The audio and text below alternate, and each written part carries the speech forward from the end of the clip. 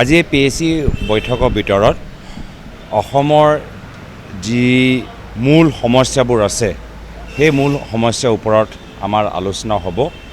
ৰাইজে কংগ্ৰেছ দলৰ পৰা কেনেদৰে আশা কৰে পৰৱৰ্তী সময়ত ৰাইজৰ আশা মৰ্মে আমি এটা সিদ্ধান্ত আৰু এটা পৰিকল্পনা আজি হাতত ল'ম।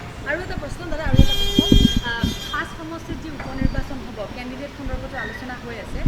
দেখা পোৱা গৈছে যে কংগ্ৰেছৰ চিম্বলত যিটো ইলেকশ্যন খেলাৰ কথাটোত বিৰোধী ঐক্যমঞ্চৰ যিসকল লোক আছে, তেওঁলোকে অখিল গগৈ হওক, ৰুবুল গগৈ হওক, তেওঁলোকে কৈছে যে কংগ্ৰেছে অকলে খেলিলে কেনেধৰণে হ'ব, সকলোৰে লগত মিলা মিছিকৈ খেলিব লাগিব। এই ক্ষেত্ৰত আপুনি কি ভাবে? আমি নিজৰ দলৰ ভিতৰত আগতে আলোচনা আমি কৰি লওঁ কি কৰিলে ভাল। যিকোনো আলোচনা বেলেগ দলৰ লগত কৰাৰ আগত আমি নিজৰ ভিতৰত নিজৰ স্থিতিটো জানিব লাগিব।